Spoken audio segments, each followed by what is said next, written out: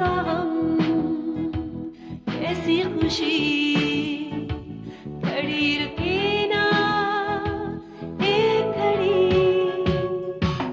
एक पल है जिंदगी, एक पल कुछ भी नहीं।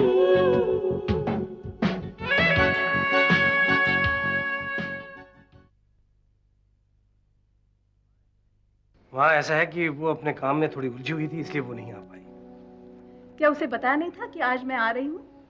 नहीं बताया था, लेकिन क्या है कि अच्छा, तो वो शादी को गैर जरूरी काम समझती है? अरे नहीं माँ, ऐसी कोई बात नहीं है। नहीं, मुझे कुछ ठीक नहीं लगा इसलिए बोल दिया। ना वो एयरपोर्ट पर आई है ना घर पर, और मैं कितनी हसरत लेके अपनी होने वाली बहू को देखने आई थी। ये शुभ है कि मुझे ब्रेस्ट कैंसर है।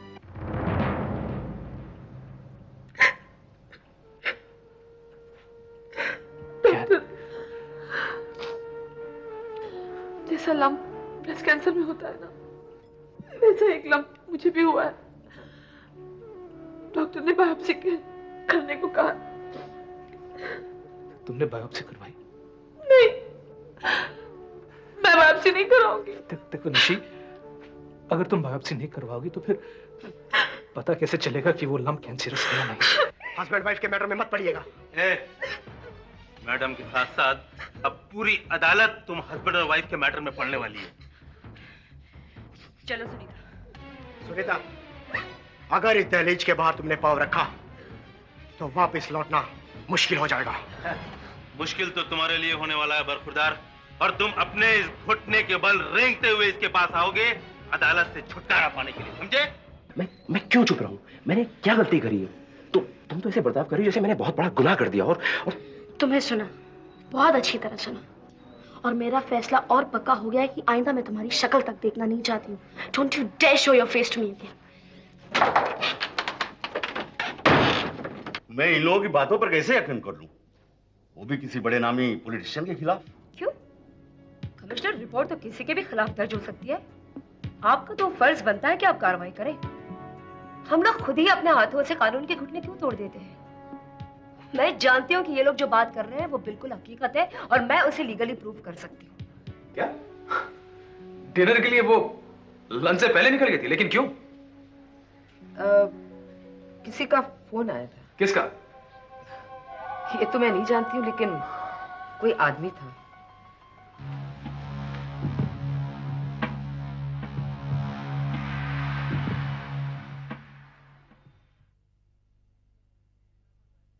ये सरासर जाती है एकनाथ बाबू। ये जाती नहीं, ये धूर्ता है मल्होत्रा इंडस्ट्री की। वो समझते हैं कि इन अनपढ़ गंवार मजदूरों के पल्ले ये बात पड़ने वाली नहीं है। बैंक वालों से कहकर कोर्ट से स्टे ऑर्डर ले लिया है। उन्होंने तो सोचा होगा कि कोर्ट कचहरी का नोटिस आते ही हम इन लोगों को खामोश कर देंगे। रिलीफ फंड की बात भूल जाओ। लेकिन हम चुप बैठने वाले नहीं है। अरे तो तुम लोग चुप कहां बैठो? इतनी देर से बकबक कर तो रहे हो खड़े होकर। हमारे ऊपर अन्याय हो और हम कुछ भी ना बोले। चिल्लाने से न्याय नहीं मिलता है। पर आप ये बात तो जानते हैं कि हमारे साथ अन्याय हुआ है। एक न्यायाधीश, तजुर्बेकार न्यायाधीश, सुनवाई पूरी होने के बाद ही अपना फैसला सुनाता है। मुंबई से कोई खबर आती है, तुम लोग यहाँ खेतरी में बैठ करके अपना फैसला सुना देते हो, चिल्लाने लगते हो कि हमारे साथ अन्याय हो रहा है। दरअसल आप लोगों के खून को उबाल की आदत पड़ गई है। जब तक दिन में 2-4 बार आपके खून में उबाल नहीं आता ना, आप लोगों को चैन नहीं पड़ता है, दिन पूरा नहीं होता है। रोमांचकारी तबीयत हो गई आप लोगों की। शरीर में थोड़ी झंझनाहट होती रहनी चाहिए। ये आप कैसी बातें कर रहे हैं एकनाथ बाबू? पहले अपने स्वभाव की समीक्षा कर, उसके बाद मुझसे पूछना कि मैं कैसी बात कर रहा हूँ। तो हम कैसी बात करें एकनाथ बाबू? कोई भी समस्या आती है, पहले अपने सिर पर ठंडा पानी डालो, दिमाग को ठंडा करो, उसके बाद उस समस्या पर सोचो। अब स्टे ऑर्डर को ले लो। कोर्ट ने आदेश दिया है कि मल्होत्रा इंडस्ट्री अपनी कोई भी कंपनी नहीं बेच सकती है। इस बारे में कोई भी प्रतिक्रिया जाहिर करने से पहले इस पूरे तथ्य को गौर से सोचो। लेकिन वो तथ्य हमें बताएगा कौन? इतनी बकबक करने के पहले अगर तुम लोगों ने मुझसे ये सवाल पहले पूछा था तो मैं बताता ना। लेकिन तुम लोग देखो, मैंने स्टे ऑर्डर की एक कॉपी कुरियर से मंगवाई है। एक आध दिन में पहुंच जाएगी। उसके बाद उसको अच्छी तरह से पढ़ने के बाद हम लोग फैसला करेंगे कि हमें इस मुद्दे पर क्या करना है, क्या प्रतिक्रिया जाहिर करनी है। जिस सच्चाई के बारे में आप लोगों को अभी पता चल सकता है, उसके बारे में आप लोग एक आध दिन के लिए क्यों रुकना चाहते हैं? और सच्चाई ये है कि मल्होत्रा इंडस्ट्रीज के बोर्ड ऑफ डायरेक्टर्स ने बड़ी चालाकी से बैंकर्स को ब्लैकमेल करके उन्हें ये स्टे ऑर्डर लेने पे मजबूर किया है।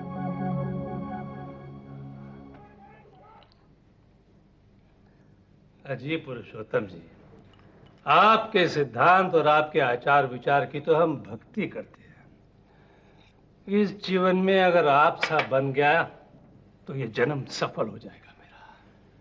हमारा जीवन तो बहुत सीधा साधा है और सिद्धांत अगर कोई है तो केवल इतना कि खुद को सुखी करोगे तभी तो अपनी प्रजा को भी सुखी कर पाओगे।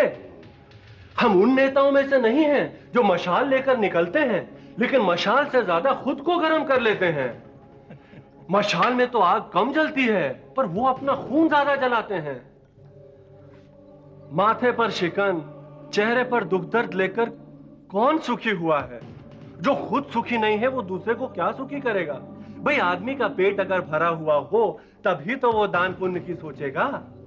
हम तो पहले अपनी हर भूख मिटा लेते हैं, बाद में राजी खुशी दुखी जनता की सेवा करने निकल पड़ते हैं। अपना शौक पूरा करके ही तो आदमी दूसरे का शौक पूरा करेगा। क्या सोचते हैं आप पुरुषोत्तम जी? हम सिर्फ सोचते नहीं हैं, हम कर्म भी ऐसे ही करते हैं। अब देखिए ना, बिना कुछ लुकाए छुपाए आप लोगों के साथ बैठ के मदिरा पान कर रहे हैं। हम मानव हैं, इसीलिए अपनी सब इच्छाएं खुलकर आपके सामने बता दें। पुरुषोत्तम जी का गिलास खाली हो गया, उसे भरो। बस अभी के लिए इतना ही काफी है। बाद में अपने नए साथी के साथ वो जो आपने वचन दिया था ना, उसको अपना साकी बनाकर बंगले पर उसके साथ मदिरा पान करेंगे। कहाँ है वो तोहफा? आप अपना तोहफा लेकर ही जाएंगे हुजूर। आपका तोहफा सलामत है एकदम। बस आप विदा ले इससे पहले विनती है कि अपना वादा मत भूलिएगा। आपने जो अपनी सेवा का अवसर प्रदान करना है ना। अरे इस बाई इलेक्शन में फतेहपुर से चुनाव लड़ने का टिकट आपको मिल रहा है ना, आप काहे फिक्र करते हैं? हमारी हर इच्छा, हर जरूरत का आपको इतना ज्ञान है कि हम तो खुद ही चाहते हैं कि आप हमारे साथ हमेशा रहें। और फिर वो आपका तोहफा जब तक हमारे साथ रहेगा हमें आपकी याद दिलाता रहेगा। आपका धन्यवाद पुरुषोत्तम जी। अब आप अगर पुरुषोत्तम जी को भी धन्यवाद कहने का मौका दें तो फिर वो भी चले। अरे क्यों नहीं। दुष्यंत जा कजरी को ले आ जा।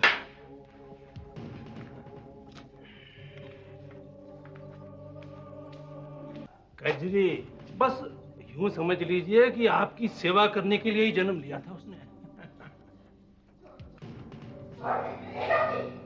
माफ करना, उसे ऐसी सेवा का अनुभव नहीं है इसलिए थोड़ी विचलित हो रही है। आप कोई फिक्र मत कीजिए, हम उसे सब अनुभव करवा देंगे।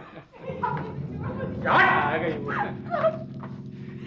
अरे हमें मार डालना, तेरी दे दे हमें बाबा। ना ना कजरी, ऐसा मत बोल। तू नहीं जानती कि तेरा जीवन हमारे लिए कितने काम की चीज है। आय हाय, औरत की इसी हया शर्म के तो हम कायल हैं। तुम्हारी ये लज्जा हमें बहुत पसंद आई, इसने हमारा मन ऐसा मोह लिया कि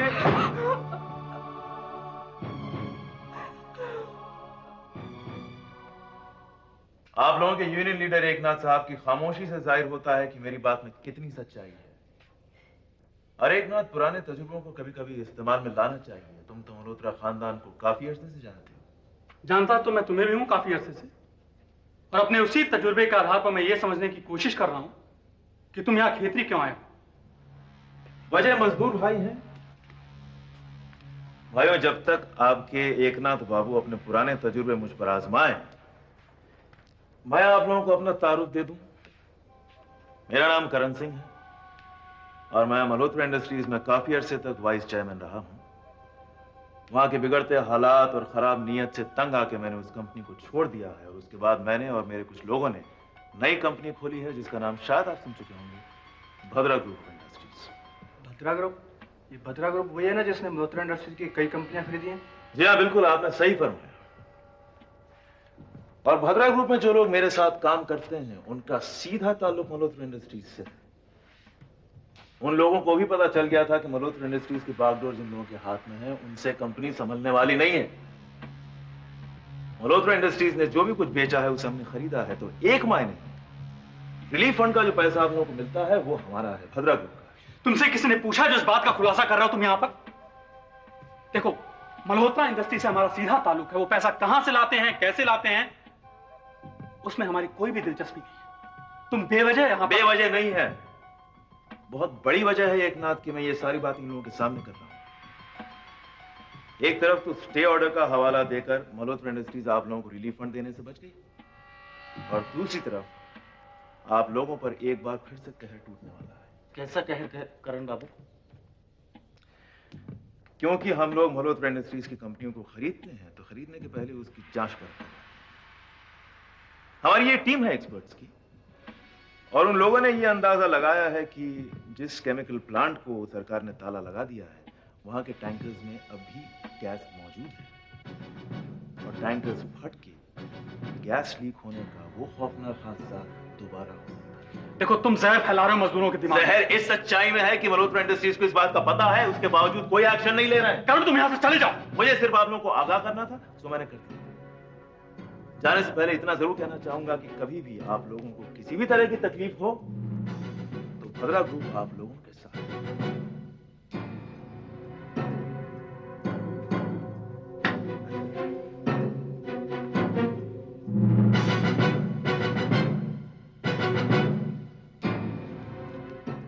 हमें अब थोड़ा और सजग रहना पड़ेगा, क्योंकि गैस के जहर के अलावा और भी कई तरह के जहर हैं जो यहां फैलाए जा रहे हैं। कौन हो तुम? हम जो है सो है बे। तू कौन जानवर है जो दो पैर पे खड़ा है? हमारे मेहमान की हैं। कम ऑन, ऐसे ऑफिसर, नेताजी, ऑफिसर, इस आदमी पर हाथ मत डालना। इस आदमी की चिंता छोड़िए, पहले अपनी चिंता करिए। ये पता है किससे बात कर रहा है तू? पहले मैं आपको बात करने का सलीका सिखा दूं, फिर उनकी तारीफ करता हूं। मुस्तफा साहब, मुझे सब मालूम हो गया है यहाँ क्या क्या घोर धंधा चल रहे थे। क्या चल रहे थे? कुछ भी तो नहीं चल रहे थे। अच्छा, ये हमारे जान पहचान वाले हैं, हमको खाने पर बुलाए थे। यहाँ जो पक रहा था ना नेताजी, वो कम में है पुलिस चौकी तक पहुंच चुका है। अरे ये अपोजिशन पार्टी वालों ने तुमको भड़काया होगा हमारे विरुद्ध। ये लो, अभी ससुरा पे आरोप लगा नहीं और ये नेता का पॉलिटिकल सफाई का कार्यक्रम शुरू। आरोप आप पर जल्द ही लगाए जाएंगे मिस्टर पुरुषोत्तम। तुम हमें धमकी दे रहे हो ऑफिसर? तुम्हारी चमड़ी और वर्दी दोनों मैंने नहीं खिंचवा दी तो मेरा नाम नहीं। ठीक कह रहे हैं, तेरा वो हाल होगा देखना। सुनो, उनका हाल का नहीं, अपना हुलिया का संभाल। ससुरा दो चार कहीं भारी पड़ गया ना तो तोरा उत्तर दक्षिण पूरब पश्चिम सब बदल जाएगा।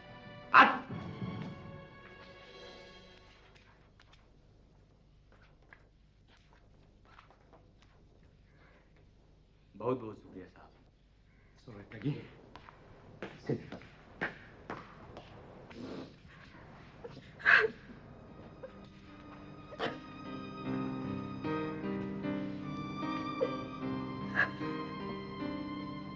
अजय, तू ठीक है ना?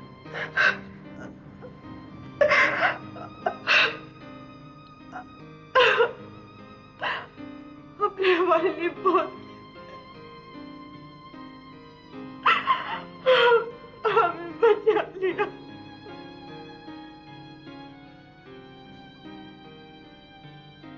अब भाई, अब हम ऐसा भी कछु नहीं कर रहा हूं कि के लिए हमका इतना सारा गोल्ड मेडल मिलना चाहिए। कुछ पता चला? हाँ नीतू, पता चला, लेकिन निशी ने मुझे कहा कि ये बात तुम्हें किसी भी हाल में ना बताऊं। लेकिन नीतू, तुम्हें ये बात बताना बहुत जरूरी है। But promise me one thing, that you won't get nervous. हाँ, I won't. आप बताइए क्या है? देखो नीतू, कुछ दिन पहले निशी ने अपने ब्रेस्ट में एक लंप महसूस किया। She discovered a lump in her breast. वो डॉक्टर के पास गई और डॉक्टर ने कहा कि ये लंप शायद कैंसरस हो सकता है, और अगर कैंसरस है तो ब्रेस्ट रिमूव करना पड़ेगा। पर ये सब बातें बायोप्सी के बाद। Oh my God! Look, Neetu, you told me you're not going to get hyper. देखो, this could be harmless growth. जब तक बायोप्सी ना हो तब तक हम कुछ नहीं कह सकते। ये बायोप्सी की रिपोर्ट कब तक मिलेगी? जब निशी बायोप्सी टेस्ट देने के लिए राजी हो जाएगी तब। What? मम्मी ने अब तक बायोप्सी करवाई ही नहीं। वो तो बस रोने बैठी है कि अब मुझे कैंसर है और मुझे अपना ब्रेस्ट रिमूव करना पड़ेगा, और उसे मरना पसंद है लेकिन अपना ब्रेस्ट रिमूव करना बिल्कुल पसंद नहीं है।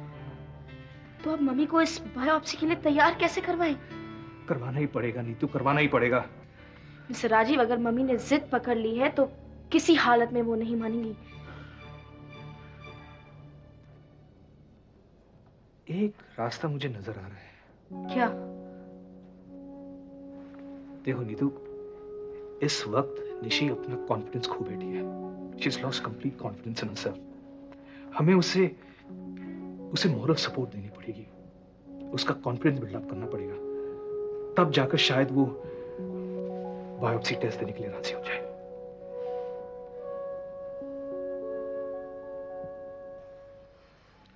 तो बंसल साहब, मैं उम्मीद करूं कि आपको काम अच्छी तरह समझ में आ गया है। हाँ, आप इत्मीनान रखिए, मुझे काम समझ में आ गया है। मुझे खेतरी जाना है, वहां जाकर मल्होत्रा इंडस्ट्री के केमिकल टैंकर्स को फिर से लीक करवाना है, कुछ बंदोबस्त करके। और ये ध्यान रखना है कि मुट्ठी भर लोग ही मरे, ज्यादा नहीं। एक्सीलेंट, आपको काम बहुत अच्छी तरह समझ में आ गया है। चलो चीयर्स करें। कुकू साहब, आजकल अपना रुझान कुछ नकद को देखकर ही चेयरफुल होता है। तो काम की बात हो गई है तो दाम की बात भी कर लें, नहीं तो आप ये शराब पिलाकर दोस्त बना लेंगे और दोस्ती के खाते में डाल देंगे। दाम आपको अच्छा खासा मिलेगा। हम आपको इस काम के लिए 10 लाख रुपया देंगे।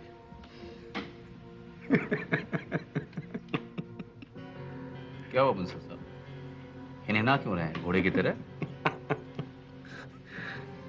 कुकू साहब, आईना हुआ क्या? आईना? You mean mirror? क्यों? शक्ल देखने के लिए। देखने के लिए मतलब? मुझे अपनी शक्ल देखनी है कि क्या अभी भी मेरी शक्ल से बेवकूफी टपकती है क्या?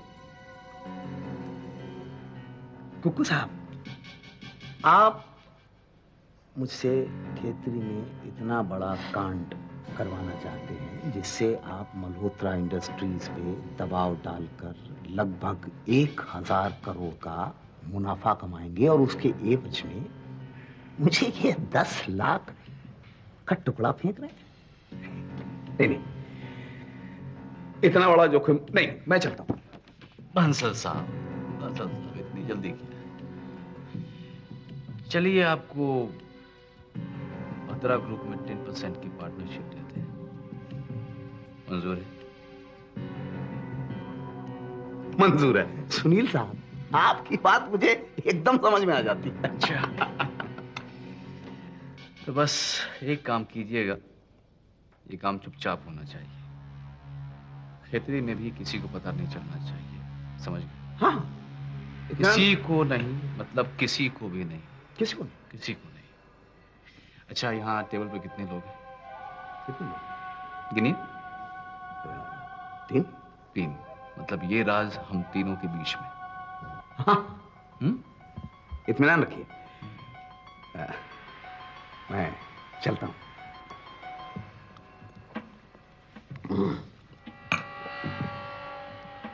शुक्रिया।